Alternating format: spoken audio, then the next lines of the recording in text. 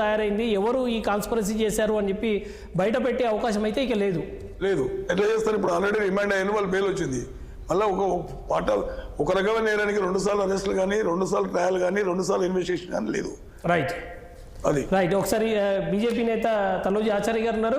ఆచార్య గారు, ఏంటి ఇప్పుడు మొత్తం ఇష్యూ బయటికి రాకుండానే మొత్తం సర్ప్రైజ్ అయ్యేటట్టుగా కనిపిస్తోంది, ఎట్లా చూస్తున్నారు ఈ కేసుని మీరు? ఈ ఇష్యూ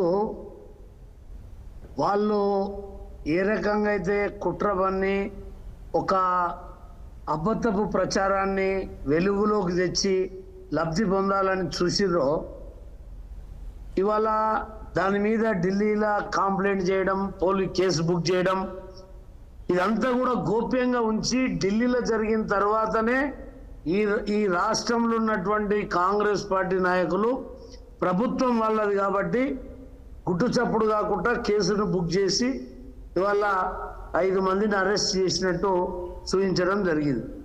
ఇవాళ ఇంత సెన్సేషనల్గా ఒక ముఖ్యమంత్రికి సమన్లు జారీ అయినప్పుడు, నోటీసులు ఇచ్చినప్పుడు, ఇక్కడ రాష్ట్ర పోలీసులు ఆగమేఘాల మీద ఈ రకంగా చేయడం వల్ల అంటే ఇది ఇక్కడనే కుట్ర జరిగిందన్న దానికి నిదర్శనం ఒకటి తేటతెల్లమైంది.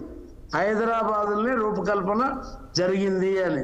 కానీ ఎవరు చేయించారు దీన్ని, ఎవరు దీని వెనుక ఉన్నది అనేది ఇన్వెస్టిగేషన్ తెలియకుండా ఇవాళ ఈ కేసుని తప్పిదారి పట్టించేటువంటి ప్రయత్నం చేసిర్రు.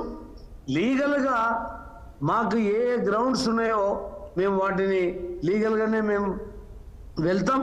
ఇవాళ రాష్ట్ర పోలీసులు కూడా ఎలక్షన్ కోడ్ ఉన్నప్పుడు ఈ రాష్ట్ర ప్రభుత్వం యొక్క నాయకులని వాళ్ళ యొక్క ఆజ్ఞలని ఇంకా ఎలక్షన్ కోడ్లో కూడా శిరసావిస్తున్నారు అంటే ఇవాళ మన కళ్ళ ముందు కనపడుతున్నారు.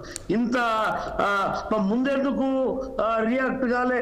ఢిల్లీలో జరిగినప్పుడు, ఢిల్లీలో వెళ్ళినప్పుడు, ఢిల్లీలో వీళ్ళు ఏదైతే స్టేట్మెంట్ ఇచ్చినప్పుడు ఇది హైదరాబాద్లోనే కేసు బుక్ అయిందని ఎందుకు చెప్పలే?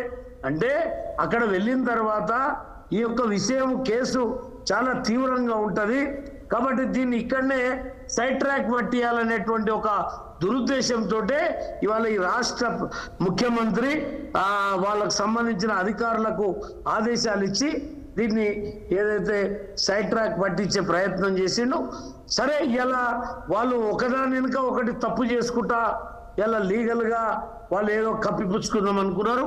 ఖచ్చితంగా దీన్ని లీగల్గా ఎక్స్పర్ట్స్ తోటి మేము కూడా ఆలోచన చేస్తాం.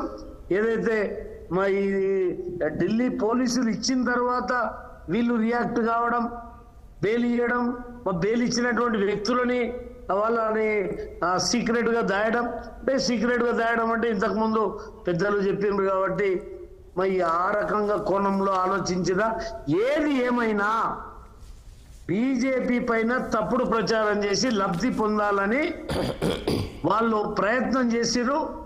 బీజేపీ అగ్రెసివ్గా కంప్లైంట్ చేయటం వల్ల మళ్ళా వాళ్ళందరూ ఎవరెవరు చేయించిర్రు, ఎవరెవరు చేసిర్రు, వాళ్ళందరూ కేసులు వస్తారని చెప్పి దీన్ని యూటర్న్ తీసుకొని ఈ రకంగా చేసిర్రు. ఖచ్చితంగా ఎక్కడో అక్కడ ఏ రకంగా దీన్ని బయటికి తీయాలనేటువంటి వాస్తవాలను బయటికి తీయాలో ఆ రకంగా మేము తీసే ప్రయత్నం చేస్తాం. రైట్ సార్, నేను మళ్ళీ వస్తాను మీ దగ్గరికి. బజ్జి శ్రీనివాస్ గారు, ఎట్లా చూడాల్సి ఉంటుంది? కాంగ్రెస్ నేత మానవతరాయ్ గారు మాట్లాడడానికి ముందు మీరు ఒకసారి రెస్పాండ్ అవ్వండి.